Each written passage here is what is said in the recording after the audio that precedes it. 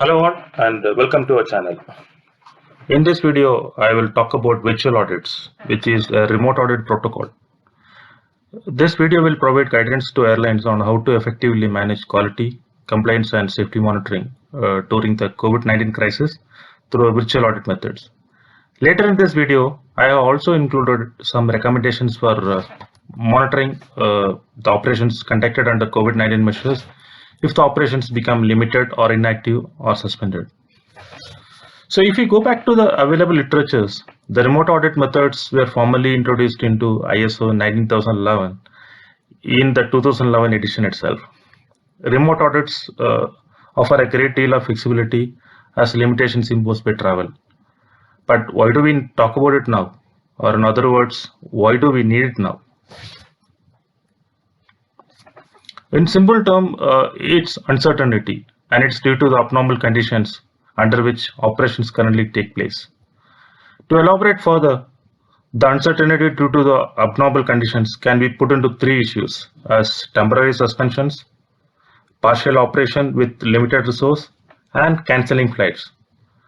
On the other hand, aviation authorities as well as and industries organizations such as IATA are issuing new regulations and guidance concerning the management of the operations affected by the COVID-19 crisis. The cumulative outcome or the end result is that airlines are facing challenges in monitoring their operations due to these frequent changes, and airlines need to closely monitor this crisis. So the operator needs to have a processes to identify changes within or external.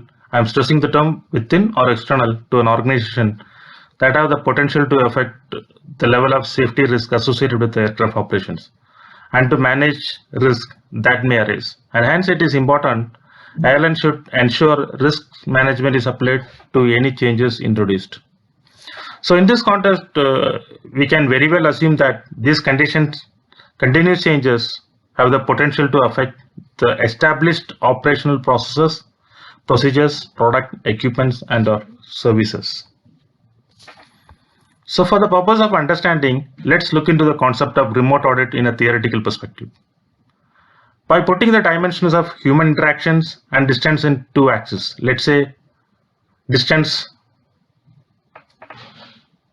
as on-site and remote along the x-axis, and human involvement such as human interactions and no human interactions along y-axis, we will get the four basic methodology of audit, C as conventional, surveillance, desktop audit, and remote, which is virtual audit, the topic of discussion.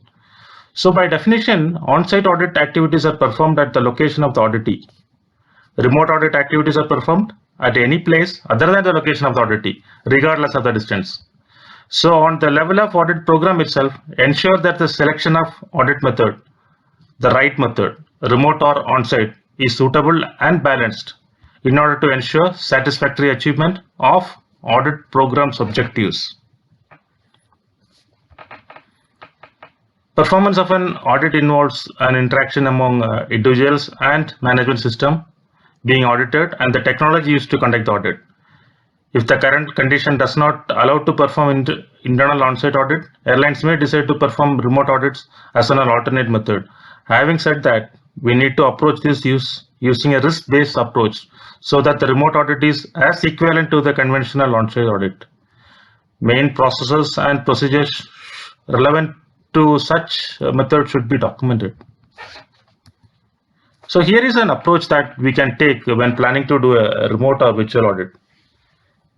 In preparation for a remote audit, there are some important things to be considered, or you can say three important things to be considered. To perform an efficient audit, we need to take a phase-wise approach when dealing with the virtual audit methods.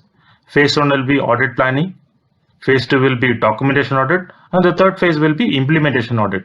So remote audit can be applied for internal and external audits, including service providers. The feasibility of remote audit activities can depend on the level of confidence between auditor and auditee's personnel. So here we will have a detailed view of what needs to be considered in each phase of audit. To consider with phase 1, audit planning, we must consider a detailed audit plan that includes audit scope, date of audit, scheduled calls, and identifying the personnel to be interviewed. Plan for the opening meeting and inviting the major stakeholders to be attending. Next is IT solutions for video conferencing and document sharing. We need to confirm the video conferencing and document sharing platform with Audit, especially with foreign organizations. Different countries will have different softwares in practice. In some cases, we need to adopt their software for virtual session due to the country or company restrictions on certain software. Consider sharing of relevant checklist in advance to do a desktop verification and requesting a cross-reference list, which will support during the documentation verification phase and enable and efficient remote assessment. So moving to phase 2, documentation audit, we must consider reviewing the cost reference list, assessing the documentation prior to the start of the remote audit, and analyzing the previous audit results and other information as is applicable. Then the next phase is implementation audit. Consider assessing records and evidences provided through cloud storage or shared servers or live sharing of screens or any other acceptable methods. Observing records and evidence through shared images or screen, uploading records and evidences into an auditing software, interviewing manager and operational personnel through video conferencing tools, observing the operations through live video broadcasting, increasing sample size whenever possible to compensate for the lack of direct observation of the operations.